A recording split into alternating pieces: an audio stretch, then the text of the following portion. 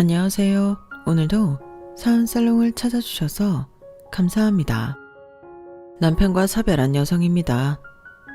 5년 전 여름이었어요. 남편이 짐을 싸서 집을 나가겠다고 했던 거는요. 이유는 사랑하는 사람이 생겼으니 죽기 전에 한 번만 살아보고 싶다는 거였어요. 임신한 지 2달 만에 듣게 된 청천벽력 같은 소리였어요. 그 와중에도 가장 걱정이 됐던 건 뱃속의 아기였어요. 아직 세상 빛도 보지 못한 내 아이가 아빠 없는 아이가 될 위기에 처한 거니까요. 그래서 내 감정보다는 어떻게든 내 아이를 위한 것만 생각해야 했어요. 그렇게 내린 결정은 잠정적 용서였어요. 남편의 행동에 배신감도 느끼고 죽이고 싶을 만큼 화도 났지만 그래도 아이를 위해서 비굴하게라도 남편을 잡아야 한다는 생각에 끝까지 매달렸어요. 지금 그거 사랑 아니라고, 순간 지나가는 바람이라고, 제발 아이한테 부끄러운 아빠가 되지 말아달라고요. 그런데도 남편은 기어이 저와 아이를 뿌리치고 집을 나갔고 그게 이 생애에서의 마지막 모습이 되고 말았어요. 남편의 죽음에 이어 예고 없이 불어닥친 불행은 평범하던 제 인생을 순식간에 망가뜨려 놓았고 한동안 시리에 빠져 지내야 했어요. 하지만 끝날 때까지 끝난 게 아니라는 말처럼 제 인생은 절망적인 순간에 뜻하지 않은 기회를 얻어 기사회생하게 됐지 뭐예요. 덕분에 이 채널을 통해 사연도 보내게 되었답니다. 저는 어린 시절을 엄마 얼굴도 모른 채 자라야 했어요. 제가 6살도 되기 전에 부모님이 이혼을 하셨거든요. 그 바람에 엄마가 채워줘야 할 부분은 할머니가 대신 채워주셨어요. 저희 할머니는 입이 험해서 주변 사람들과 분란이 끊이지 않는 분이시긴 했지만 그래도 손녀딸에 대한 사랑만큼은 세상 누구 못지 않은 분이셨어요. 말로는 늘 귀찮다고 하시면서도 저를 위한 거라면 그게 먹는 거든 입는 거든 가지고 노는 장난감 하나라도 늘 최고로 좋은 걸로 해주시려고 노력하셨거든요. 정작 본인을 위한 거에는 속옷에 구멍이 날 정도까지 아껴가며 사시면서 말이죠. 그런데 언젠가 고모가 그러시더라고요. 저희 엄마가 집을 나간 이유 중 반은 할머니 탓이라고요. 그 얘기를 듣고는 모르긴 해도 할머니 때문에 엄마가 시집살이를 모질게 하셨던 모양이다 생각했어요. 제 눈에 비친 할머니를 보면 그러고도 남을 뿐 같았거든요. 하지만 그게 아니었다는 걸 깨닫게 되는 사건이 벌어진 거예요. 제가 초등학교 5학년 때였는데 학교에서 돌아와 보니 현관에 처음 보는 구두가 놓여 있더라고요. 할머니 신발처럼 해지지도 않았고 고모가 신는 신발보다 훨씬 굽이 높고 가는 하이힐이라서 신기했던 기억이 나네요. 그런데 하이힐에 정신이 팔려있던 저를 깨운 목소리가 있었어요. 바로 하이힐 주인의 목소리였죠. 어머님, 저 세희 아빠랑 다시 잘해보고 싶어요. 세희한테도 할머니보다는 엄마 손이 더 필요하지 않겠어요? 어머니만 입 다물어 주시면 그이랑 다시 시작할 수 있는데 왜 반대를 하시는 거예요? 니년이 지금 뚫린 입이라고 함부로 뱉어내는 거냐? 내 그동안 입 꾹 다물고 살았던 게 널 위한 건 줄 아냐? 그게 다 불쌍한 내 아들 무너질까봐 그게 두려워서 그랬던 거야. 마누라가 20년 지기 지 친구 놈이랑 바람나 집 나간 거 알면 속여린 놈이 못 버틸 것 같아서 내 손으로 널 내쫓았다고 거짓말까지 한 거라고. 그런데 어떻게 뻔뻔한 낯짝을 들고 다시 이 집에 발을 들일 수가 있냐?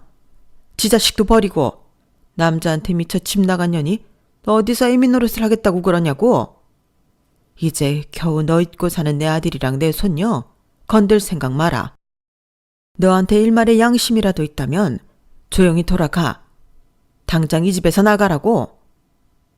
그러자 제 생모는 코웃음을 치며 말했어요. 어머님, 저도 어지간하면 이 집 구석에 다시 발 안 들였어요. 근데요, 사랑 하나 믿고 남편이랑 자식 버리고 나가 봤는데 여기서 살던 것만 못하더라고요. 제가 이번에 안 사실인데요. 저는 돈 없이 사랑만 믿고는 못 사는 사람이더라고요. 사랑이 밥 먹여주냐고들 하는데 제가 그 말을 실감하게 될 줄 누가 알았겠어요. 딱 2년 살고 나니까 질리더라고요. 지갑이 텅텅 비었는데 사랑 타령이 무슨 소용인가 싶은 게 오만정이 다 떨어지는 거 있죠. 그래서 헤어지고 다른 남자 만나 살게 됐는데 이후에 만난 놈들도 하나같이 똑같았어요. 생김새만 다르지 그놈이 그놈이더라고요. 그래서 구관이 명관이다 그러나 봐요. 그래서 생각 끝에 내 발로 돌아가기 쪽팔리긴 하지만 그래도 세희 아빠랑 사는 게 맞지 않겠나 싶어서 돌아왔어요. 배를 골아보니까 그제서야 세희 아빠가 생각나더라고요. 어머님 아들이 그런 매력이 있어요. 아, 그래서 제가 어머니께 드리고 싶은 말이 뭔가 하면요. 제가 더는 물러설 곳이 없어서 지금 내 눈에 뵈는 게 없다는 얘기예요. 어머님이 아무리 반대해도 저 그이 마음 돌릴 자신 있어요. 그건 세희도 마찬가지고요. 내가 낳은 자식인데 날 밀어낼 리 없잖아요. 안 그래요? 뻔뻔한 엄마의 목소리를 통해 내가 왜 그 어린 나이에 엄마한테 버려져서 할머니 손에서 자라야 했는지 정확히 알 수 있었어요. 더불어 할머니가 왜 그렇게 저희 엄마를 미워했는지도요. 손녀딸이 보는 앞에서도 도망간 며느리 욕을 달고 사실 정도였는데 그날 내 엄마의 실체를 확인하고 보니 할머니 마음이 이해가 가더라고요. 저였다면 더하면 더했지 절대 덜하지 않았을 것 같거든요. 아빠와 제 마음을 사로잡을 수 있다고 자신만만하던 엄마는 현관에 서서 모든 걸 다 지켜본 저와 눈이 마주치자 귀신을 본 것처럼 화들짝 놀랐어요. 그건 할머니도 마찬가지였죠. 엄마는 그러다 안 되겠던지 갑자기 힘겹게 눈물을 짜면서 제 이름을 불러댔어요. 세희야, 네가 세희 맞지? 나 기억나니? 내가 네 엄마야. 아주 감정까지 제대로 잡아가며 두 팔 벌려 저를 향해 다가오는데 기분 탓이었을까요? 순간 엄마가 입을 쩍 벌린 호랑이처럼 보였어요. 그래서 저도 모르게 뒷걸음질 치며 피하게 되더라고요. 그 모습에 엄마는 살짝 인상을 찌푸렸지만 이내 그림 가득한 표정으로 연기를 해대더군요. 제가 어디서부터 어디까지 들었는지 몰라서 제 눈치를 살피는 것도 잊지 않았고요. 그래서 솔직하게 다 얘기했어요. 연기하지 말아요. 다 들었으니까. 할머니가 항상 그랬어요. 내가 다른 건 다 아빠를 닮았는데 딱 하나만 엄마를 닮았다고요. 그래? 그게 뭔데? 엄마는 기대에 찬 표정으로 물었어요. 사람한테 정을 안 붙이는 거요. 오늘 엄마를 보니까 할머니 말이 맞는 것 같아요. 기억도 안 날 정도로 오랜만에 엄마를 만났는데 아무렇지도 않거든요. 할머니, 나 배고파. 떡볶이 해줘. 저는 그 말만 딸랑하곤 할머니께 가서 간식을 만들어 달라고 졸랐어요. 그리고 떡볶이는 먹는 동안에도 엄마한테는 눈길 한번 건네지 않았죠. 퇴근 후 집에 돌아온 아빠는 엄마를 보고 화를 내기도 하고 눈물을 흘리기도 했지만 결국엔 엄마를 받아주지 않았어요. 그렇게 된 뒤에는 제가 아빠한테 했던 말이 결정적이었던 것 같아요. 제가 뭐라고 했느냐면요. 언제든 아빠랑 나를 버릴 수 있는 엄마는 필요하지 않다고 했어요. 어차피 아빠한테 돈 떨어지면 다른 남자 찾아 나갈 사람이라는 말도 덧붙였죠. 엄마는 이런 제 말을 듣고는 할머니가 애 앞에서 못할 할 말을 많이 한 탓이라며 이래서 더더욱 엄마 손이 필요한 거라고 했지만 아빠도 저도 그 말에 귀를 기울이지 않았어요. 저는 더 이상 엄마 없이 잠 못 자고 칭얼대는 5살짜리 어린애가 아니니까요. 게다가 한창 먹성이 오른 12살짜리 여자아이한테는 라면 물도 제대로 못 맞추는 엄마보다는 음식 솜씨 좋은 할머니가 더 필요한 사람이었어요. 그렇게 엄마는 자신이 호언장담했던 것과 달리 저희 가족 만장일치로 저희 집에서 쫓겨나고 말았어요. 그 후로 엄마는 연락이 없다가 제가 대학교 1학년 때 할머니가 돌아가시고 다시 집에 찾아오셨어요. 하지만 그때는 이미 아빠가 재혼을 한 뒤라서 자신보다 젊고 예쁜 새엄마를 보고는 그대로 발길을 돌리고 말았어요. 이후엔 연락이 없는 걸 보니 더는 아빠에 대한 미련을 버린 모양이에요. 주위를 보면 이혼 가정이 생각보다 흔하더라고요. 제 주변 친구들만 봐도 부모님이 이혼을 한 집이 꽤 되는 걸 보면 말이죠. 그래서 이혼 가정에서 자랐다는 것 때문에 어디 나가서 주눅이 들거나 스스로 상실감을 느껴본 적은 없어요. 그저 내 엄마처럼 살지 말아야겠다는 생각은 했지만요. 나를 사랑해준 사람을 배신하면 그 말로는 결코 해피엔딩이 될 수 없다는 걸 엄마를 통해 확실히 알았거든요. 그런데 엄마처럼 살지 않아도 인생의 해피엔딩은 쉽지 않더라고요. 저는 9년 연애한 남자와 결혼을 했어요. 남편은 저와 고등학교 동창으로 10대 때부터 함께 시간을 보냈어요. 남편이 군 생활을 할 때는 곰신이 되어 남편을 기다렸고, 남편보다 먼저 취직했을 때는 대학생이던 남편을 대신해 데이트 비용도 부담하며 사회인 여친 노릇도 톡톡히 했어요. 큰 이변이 없는 한 우리가 결혼까지 이어질 거라는 생각이 있어서 그랬던 것 같아요. 물론 TV에서 장기 연애를 하는 연예인들을 보면 대개 8, 9년쯤 사귀다가 헤어지고 얼마 뒤 다른 상대와 결혼한다는 소식을 전하기도 하지만 우리는 연예인이 아니니까요. 그리고 결말은 결혼이었어요. 저와 남편한테는 너무도 당연한 결말이었지만 딱 한 사람, 저희 시어머니한테는 청정병력 같은 소식으로 들렸나 봐요. 제가 인사를 드리러 시댁에 찾아갔을 때 제게 이런 말씀을 하셨거든요. 솔직히 나는 너희가 연애만 하다 헤어질 줄 알았다. 9년이나 사귀었으면 질릴 대로 질렸을 거 아니니? 너도 알겠지만 우리 창균이가 그리 진득한 애는 아니잖아. 얘가 어릴 때부터 3개월 넘게 뭘 배운 적이 없었다. 친구를 사귀어도 1년 실컷 놀곤 다음 해엔 딴 애들이랑 몰려다녔으니까. 그런 애가 너를 만나 9년이나 사귀고 있다고 했을 때 솔직히 우리 애가 너한테 뭔가 중요한 약점이라도 잡혀서 헤어지지도 못하고 어쩔 수 없이 사귀는 게 아닌가 했다. 혹시 그런 건 아니니? 어머님의 황당한 질문에 얼마나 진땀을 뺐나 몰라요. 남편이 나서서 그런 거 없다고 몇 번을 말했는데도 어머님의 의심은 가시지 않는 모양이었어요. 그날 어머님은 당신 아들의 변덕을 이유로 우리 결혼을 못 믿어워하는 것처럼 말씀하셨지만 나중에 남편을 통해 들은 바로는 어머님이 우리 결혼을 반대한 진짜 이유는 바로 제가 이혼 가정에서 자랐다는 것 때문이었어요. 어쩌겠어. 자기가 이해해야지. 이제는 우리 사회에서 이혼은 흔한 일이 되었지만 그래도 우리 부모님 연배에선 그게 아니잖아. 우리 집만 해도 아빠가 살아계실 때 엄마를 엄청 힘들게 했거든. 여자 문제로 난리가 난 게 한두 번이 아니었으니까. 그래도 우리 엄마가 우리 형제 때문에 꾹 참고 사신 거거든. 그러니까 한마디로 말해서 어머님 입장은 이랬어요. 나도 당신들처럼 힘든 상황이었지만 그래도 자식들 생각해서 어떻게든 버텼다. 그런데 당신들은 그런 희생 없이 하고 싶은 대로 한 거 아니냐. 그러니 그 일로 당신들 자식이 비난을 받더라도 감수해라. 솔직히 제 입장에선 억울한 감이 있었지만 그렇다고 제 감정대로 상대할 수는 없었어요. 한번 보고 안 봐도 되는 상대라면 모를까. 평생을 가족으로 지내야 하는 분이니까요.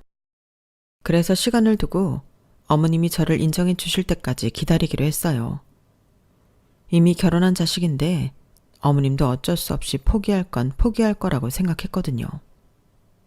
물론 저희 결혼이 탐탁치 않았던 어머님은 상견례 때도 그렇고 결혼식 당일에도 표정이 좋지 않으셨지만요. 결혼을 하고 나면 어머님도 어느 정도 포기하는 부분이 있을 거라고 생각했지만 그건 제 착각이었어요. 저에 대한 어머님의 불만은 점점 더 커졌고 참견 역시 더욱 심해졌어요. 그건 아무래도 어머님이 저희 신혼집을 해주셨기 때문일 거예요. 돌아가신 저희 아버님은 평범한 직장인이셨는데 전업주부였던 어머님이 아버님의 월급을 가지고 주식부터 부동산까지 투자를 잘하신 덕에 직장인으로 건물주까지 되셨어요. 원래는 아버님 명의로 사야했던 건물이었지만 당시 아버님이 여자 문제를 일으키는 바람에 건물 명의를 어머님 앞으로 했었는데 그게 신의 한 수가 된 거예요. 아버님이 돌아가시고 별도의 세금 없이 어머님이 건물을 온전히 가지게 되셨으니까요. 그 건물을 바탕으로 어머님은 또다시 투자를 진행하셨고 돈이 돈을 번다는 말처럼 건물과 부동산 그리고 주식의 금까지 거머쥐게 되었어요. 맏아들인 제 남편이 결혼하게 되자 어머님은 당신 소유의 아파트를 저희한테 내주셨는데 제가 마음에 안 들어 그러셨는지 명의 이자는 따로 안 해주시고 나중에 증여해 주시겠다고만 하셨어요. 그래서 저희 아빠가 차라리 아파트 가격의 절반을 우리가 낼 테니까 바로 증여를 해주면 어떻겠냐고 했더니 그마저도 거절을 하시더라고요. 그랬더니 저희 아빠도 약이 오르셨는지 시어머니한테 제안을 하셨어요. 차후 이 아파트를 증여해 주겠다는 내용이 담긴 문서라도 작성해 달라고 말이죠. 당연히 시어머니는 노발대발이셨어요. 설마 자기가 아들한테 주기로 한 아파트를 떼먹기라도 할 것 같냐면서요. 거기에 맞서 저희 아빠도 지지 않으셨어요. 우리는 아파트 가격에 상응하는 돈을 들여 결혼식 비용이며 혼수 예단을 마련하는 건데 당연한 요구 아니냐면서요. 그 일로 양가 부모님은 엄청 다투셨고 양가 부모님의 기싸움 때문에 중간에서 우리 부부는 부모님 눈치를 볼 수밖에 없었어요. 차라리 월세방에서 살더라도 우리 선으로 결혼 준비를 할 걸 그랬다는 후회를 몇 번이나 했나 몰라요. 결국 남편이 어머님을 설득해 공준된 각서를 받아내면서 사건은 일단락되었어요. 비록 정식으로 증여는 안 해주셨지만 그래도 집주인 행세를 톡톡히 했던 시어머니는 아이 문제에도 깊게 관여하셨어요. 어느 정도였냐면요. 너희 요즘 부부관계는 제대로 갖고 있는 거니? 네 배란 날짜에 맞춰서 제대로 하고 있느냔 말이야. 나이가 많은 것도 아니고 별다른 질병도 없다는 애가 왜 애를 못 갖는 건지 모르겠구나. 혹시 나 모르게 피임을 하고 있는 건 아니지? 생리는 제대로 하고 있어? 생리 주기는 정확하고? 자식 부부의 잠자리 횟수부터 며느리 생리 주기, 배란일까지 참견하는 통에 민망한 적이 한두 번이 아니었어요. 한 번은 제가 쓰는 생리대를 보시고는 혹시 이것 때문에 임신이 안 되는 건지 모르니까 기성품을 쓰지 말고 천으로 된 생리대를 사서 빨아 쓰라고 그러시는 거예요. 게다가 제가 쓰는 화장품, 옷, 심지어 매니큐어 하나까지 트집을 잡으시면서 모든 걸 나님과 연결 지으셨어요. 배란일 때마다 전화하셔서 부부관계는 가졌냐고 물으시는 통에 남편도 저도 아주 강박이 생길 정도였어요. 그러다 보니 어머님의 기대와는 반대로 점점 더 부부관계를 멀리하게 되었어요. 지나고 보니 그때쯤이었던 것 같아요. 남편이 밖에서 여자를 만나기 시작한 거는요. 그런 와중에도 매달 배란 주기 때마다 부부관계는 해온 걸 보면 남편이 비록 저 몰래 바람은 피웠지만 결혼 생활을 이어갈 생각이 있었던 것 같아요. 하지만 몇 달 뒤 제가 임신했다는 소식을 전하자 묘한 표정을 짓더라고요. 그때는 남편의 외도 사실을 몰랐기 때문에 그 표정의 의미를 알아채지 못했지만 한 달여쯤 지나자 확실히 알게 되었어요. 당시 남편이 만나던 여자는 직장 동료로 결혼까지 한 기혼자였는데 제 남편과 만나기 시작하면서 이혼까지 결심했던 모양이더라고요. 제가 임신을 했던 그때가 이혼 얘기가 막 나온 즈음이었던 거죠. 혹시 어떻게 될지 모르는 상황에 제 임신 사실을 들은 남편은 갈등이 됐을 거예요. 여자 쪽이 확실히 이혼을 한다면 자신도 결정을 내려야 했으니까요. 남편의 내연녀는 제가 임신한 지 2달이 됐을 때 이혼이 확정되었어요. 그래서 그날 남편이 제게 이혼 통보를 하고 집을 나가려고 했던 거였죠. 당신이 달라는 건 뭐든 다 줄게. 그러니까 나 좀 놔줘. 제발 부탁 좀 할게. 나 정윤이랑 살고 싶어. 단 하루를 살더라도 정윤이랑 살다 가고 싶다고. 당신 지금 제정신이야? 어떻게 내 앞에서 그런 소리를 당당하게 할 수 있어? 하루를 살더라도 그 여자랑 살겠다는 말을 어떻게 할 수 있냐고. 이렇게 쉽게 변할 거면 진작에 그랬어야지. 9년 동안 연애할 때도 당신 한눈 한 번 안 팔았잖아. 그래서 당신을 믿고 결혼까지 했던 건데 어떻게 이제 와서 이럴 수가 있냐고. 나도 내가 왜 이렇게 됐는지 모르겠어. 그런데 나 정말 정윤이는 못 놓겠는데 어떡해. 게다가 나 때문에 그 여자는 이혼까지 했다고. 여보, 내가 정말 평생 소원이야. 나 정윤이랑 살고 싶어. 제발 이혼 좀 해줘. 사탕 달라고 조르는 아이처럼 이혼을 해달라고 제 손을 잡고 사정을 하는 남편을 보니 이게 내가 아는 내 남편이 맞나 싶었어요. 연애 기간까지 해서 10년 넘게 함께 지내면서도 남편의 이런 모습은 본 적이 없었거든요. 하지만 그렇다고 해서 순순히 남편 요구에 따라줄 수는 없었어요. 그랬다가는 뱃속의 아이가 아빠 없는 아이가 될 테니까요. 한쪽 부모의 부재로 인해 고통받는 건 저 하나로도 족하다는 생각을 해요. 저는 그래도 할머니가 엄마 자리를 대신해 주셨지만 우리 아이는 그 누구도 아빠 노릇을 대신해 줄 수 없었거든요. 그래서 내키지는 않았지만 무릎까지 꿇고 남편한테 빌었어요. 자기야, 내가 이렇게 빌게. 그 여자랑 연애를 하겠다면 말리지 않을 거야. 만나. 당신이 원하는 만큼 만나. 대신 이혼은 안 돼. 우리 아이를 아빠 없는 애로 만들 수는 없어. 그게 어떤 건지 누구보다 내가 잘 아는데 어떻게 내 아이한테 그 길을 가게 해?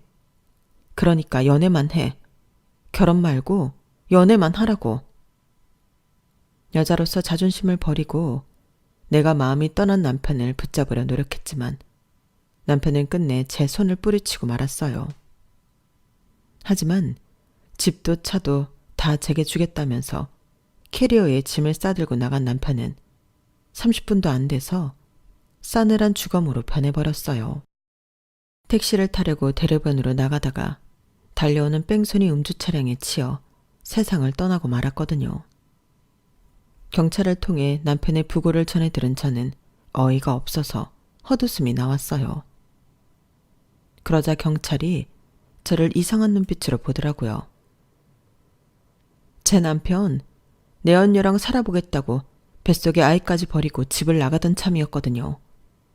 그 여자랑 살아보는 게 평생 소원이라더니 그 소원 결국 못 이루게 됐네요. 멍청한 인간. 내가 가지 말라고 그렇게 말렸는데 기어이 나가더니 이게 무슨 개죽음이야. 결국 주저앉아 울음을 터뜨리자 경찰은 그제야 안타까운 표정으로 저를 위로해 주었어요. 산모가 힘들어하면 뱃속의 아이도 힘들다며 아이를 생각해서라도 힘을 내시라고 그러더군요. 일명씩도 없던 경찰도 제게 이렇게 따뜻한 위로를 건넸지만 정작 가족이라고 했던 시어머니는 그와는 정반대로 행동했어요. 장례식장에서 저를 보자마자 머리채를 잡더니 욕설을 퍼부으셨거든요. 네 년이 내 아들을 죽인 거야. 너 아니었으면 내 아들 안 죽었어. 마음 떠났다는 애 곱게 보내줄 것이지. 네가 독을 쓰고 내 아들을 붙잡는 바람에 이렇게 된 거라고. 살려내. 내 아들 살려내. 어머님, 이러지 마세요. 어머님만큼이나 저도 힘들고 가슴이 무너진다고요. 저 지금 제정신으로 서 있는 거 아니에요. 뱃속의 아이 생각해서 이를 악물고 참고 버티는 거라고요. 그러니까 제발 조용히 장례 치르게 해주세요. 네가 무슨 자격으로 장례를 치러? 내 아들이 너 싫다고 나간 거잖아. 그런데 죽어서까지 치떨리게 네 꼴을 봐야겠니? 나가. 당장 여기서 나가라고. 어디서 그런 힘이 난 건지 어머님은 저를 바닥에 내던졌어요. 그 바람에 저는 배를 움켜쥐고 바닥에 굴렀고 그렇게 정신을 잃고 말았어요. 눈을 떠보니 아빠와 새엄마가 제 곁을 지키고 계시더라고요. 그런데 걱정 가득한 얼굴로 저를 내려다보시는 두 분 표정이 뭔가를 감추고 있는 것처럼 보였어요. 순간 저도 모르게 무의식적으로 손이 배로 가더라고요. 나한테 무슨 문제가 생겼다면 그건 아이한테도 영향이 있을 거라고 생각했거든요. 아빠, 나 뭐 잘못된 거야? 혹시 우리 아기한테도 이상 생긴 건 아니지? 그러자 아빠는 잠시 뜸을 들이시더니 제 손을 잡고 말씀하셨어요. 세희야, 실은 말이야. 뱃속에 아기가 말이야. 인연이 아니었다고 생각하자. 제가 넘어지면서 벽에 부딪히면서 충격을 크게 받은 탓이었는지 아니면 극심한 스트레스 때문이었는지 그것도 아니면 두 가지 전부 문제였는지는 모르겠지만 그 일로 저는 유산을 하고 말았어요. 유산 사실을 전해 듣자 그제야 비로소 그동안 참고 있던 울분이 터져나왔어요. 누구보다 기다렸던 임신이었는데 환영받지 못하는 신세로 전락해 결국엔 세상 빛도 못 보고 사라져버렸다는 사실이 가슴이 찢어지는 것처럼 아팠거든요. 사실 저로서는 남편의 죽음보다도 뱃속 아이의 죽음이 더 크게 느껴졌어요. 그런 내 마음도 모르고 아빠랑 새엄마는 차라리 잘된 일일지도 모른다며 이렇게 된 거 모든 걸 다 잊고 새 출발하라고 하시더군요. 그러면서도 이번 일은 그냥 넘어갈 수 없다고 하셨어요. 임신한 며느리의 머리채를 잡고 바닥에 밀쳐서 유산까지 시켰으니 시어머니가 그 행동에 대한 합당한 처벌을 받을 수 있게 하겠다고 말이에요. 다만 자식을 잃은 사람한테 바로 법적 처벌을 가하는 건 너무 가혹하니까 사식구제가 끝난 뒤에 변호사와 함께 찾아가 보겠다고 하셨어요. 당시엔 너무 지치고 힘이 들어서 아빠 마음대로 하시라고 해버렸어요.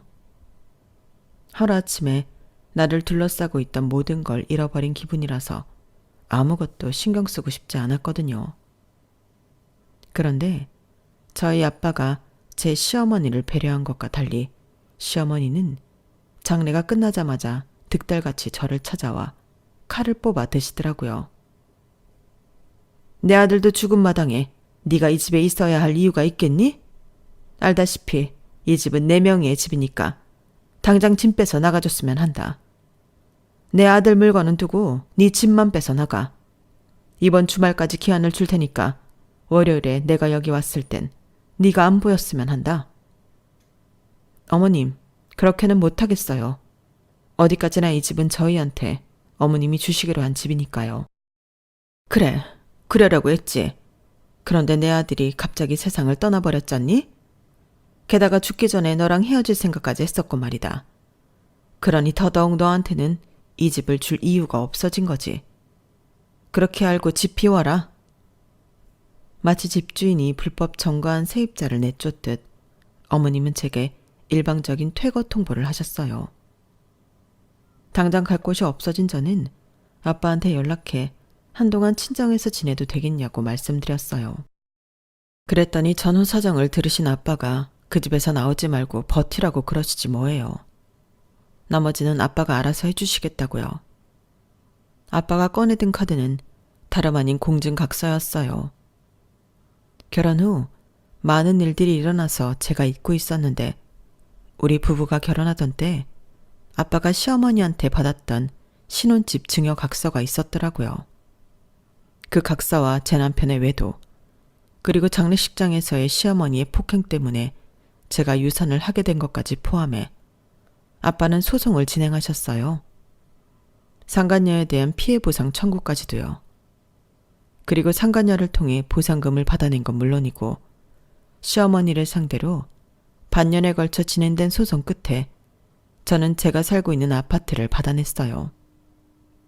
사실 당연한 판결 결과였는데도 시어머니는 마치 제가 남편 잡아먹고 시어머니 집까지 뺏어간 파렴치한 며느리인 것처럼 떠들어대셨어요. 툭 하면 저희 아파트에 찾아와 아파트 주민들한테 제 흉을 보고 가시고 아파트 상가 사람들한테도 저에 대한 말도 안 되는 거짓 소문을 퍼뜨리셨어요. 당신의 모든 불행을 모두 제 탓으로 돌리며 지독하게도 저를 괴롭히셨죠. 그런데 1년쯤 지나자 언제 그랬냐는 듯 순식간에 자취를 감추시더라고요. 그때만 해도 저는 그만큼 했으면 됐다 싶으셨던 건가 했어요. 그런데 2년쯤 지나서 갑자기 어머님이 저를 찾아오신 거예요. 이전과는 분위기가 완전히 달라지신 채 말이죠. 원래 어머님은 키도 큰 편이고 살집도 꽤 있는 분이셔서 어지간한 남자들보다 큰 사이즈 옷을 입으시곤 했었거든요.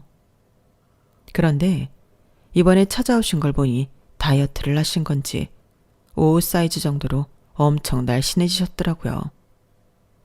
뿐만 아니라 저를 볼 때마다 악다구니를 쓰며 무섭게 다그치던 모습은 사라지고 너무도 유해지신 거예요. 완전 다른 사람이 된 것처럼요.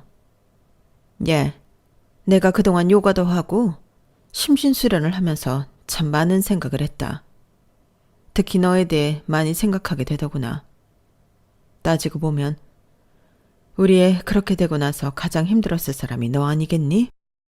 그런데 그때는 나도 자식을 잃은 부모인지라 남의 고통에는 마음이 닿지 않더구나. 그래서 너한테 못할 짓을 한 것 같아. 너무 늦은 감이 있다면 내가 사과하마. 미안했다, 세희야. 제 남편이 세상을 떠나던 순간부터 지금까지 단 한 번도 제게 사과를 하신 적이 없던 어머님이 몸소 찾아와 사과를 하시자 기분이 묘했어요. 그런데 어머님이 생각지도 못한 얘기까지 꺼내시지 뭐예요. 예전에 배우자가 죽으면 3년상은 치러야 한다고 했지만 요즘은 어디 그러니? 내 아들이지만 세희 너한테는 상처를 남기고 간 놈인데 그놈 생각해서 한창 젊은 너를 과부로 살게 할 수는 없는 거잖니. 그래서 말인데 내가 중신을 설까 한다. 집안도 괜찮고 학벌이며 직업 뭐 하나 안 빠지는 사람이다. 이혼 경력이 있긴 한데 그건 너도 상처한 경력이 있으니 큰 문제는 안 될 거라고 생각한다. 어때? 한번 만나보겠니? 어머님, 말씀은 감사하지만 저는 당장 누구를 만나볼 생각 같은 건 없어요. 어머님도 아시겠지만 저 고등학생 때부터 지금까지 남자라곤 그이밖에 없었잖아요. 그 긴 시간을 함께했던 사람이 떠났는데 그 자리에 금세 다른 사람을 어떻게 채워 넣어요? 저는 그렇게는 못하겠어요. 그러자 어머님 표정이 살짝 일그러지더라고요. 야, 네가 무슨 수절 과부니? 요즘 세상에 그런 게 무슨 상관이야? 당장 결혼하려는 것도 아니고 일단 만나보고 친구처럼 곁에 두고 지내다가 마음이 통하면 그때 재혼해도 되는 거잖니. 내가 아까운 자리라서 마음이 조급해 이런다. 그러니까 나를 봐서라도 한번 만나보기라도 하렴.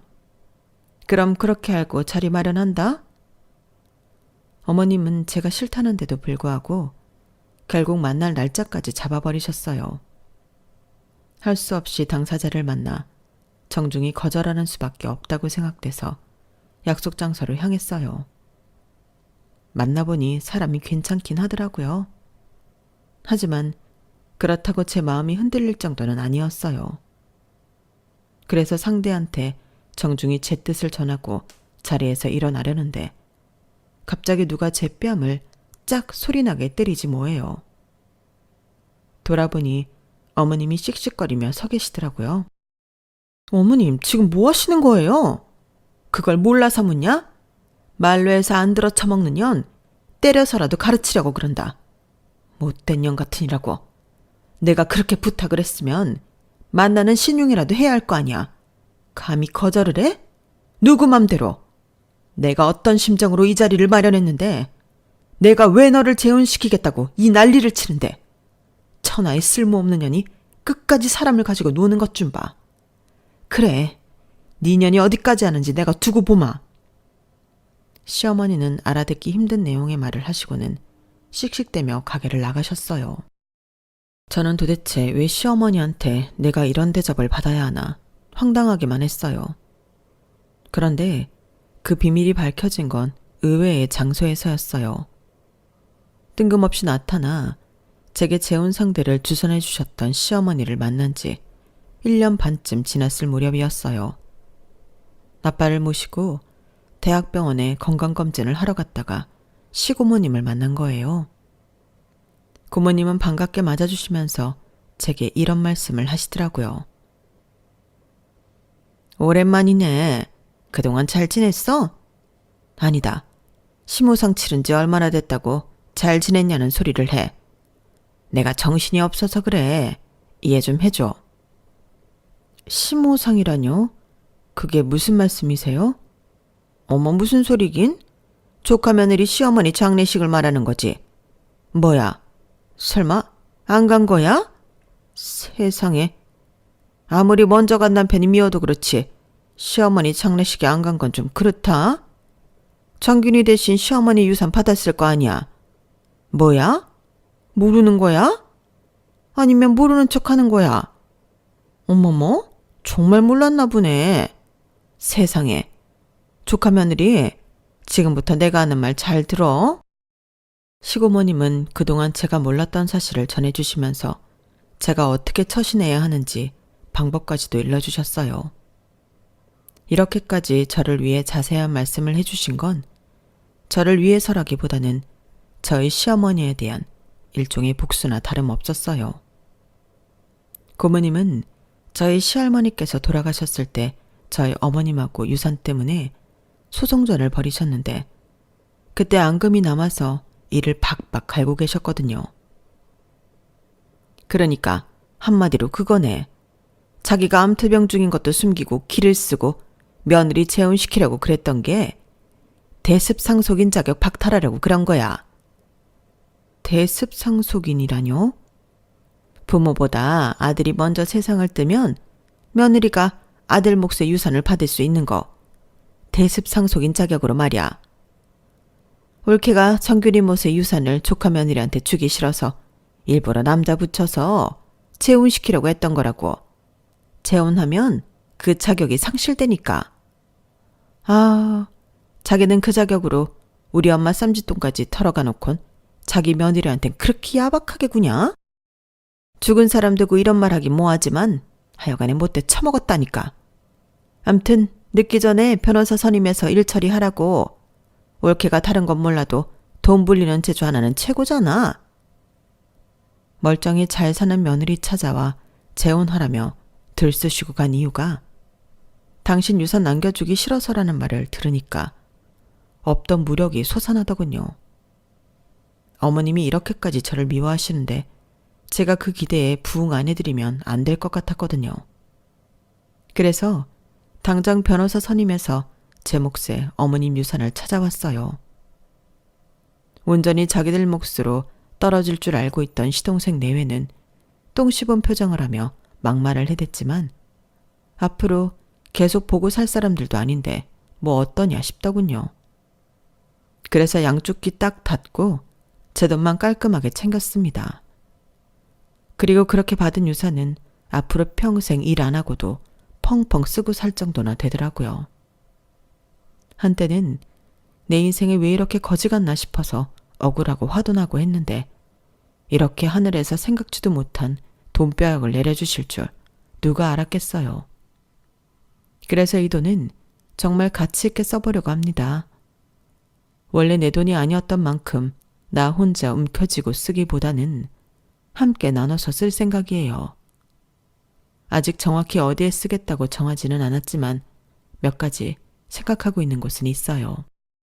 혼자 아이와 함께 살아가야 하는 한부모 가정도 돕고 싶고 사랑하는 사람을 잃고 마음의 병을 얻은 사람들을 위해서도 쓰고 싶어요. 그 밖에도 여러 곳이 있는데 천천히 시간을 두고 정리해 나갈 생각입니다.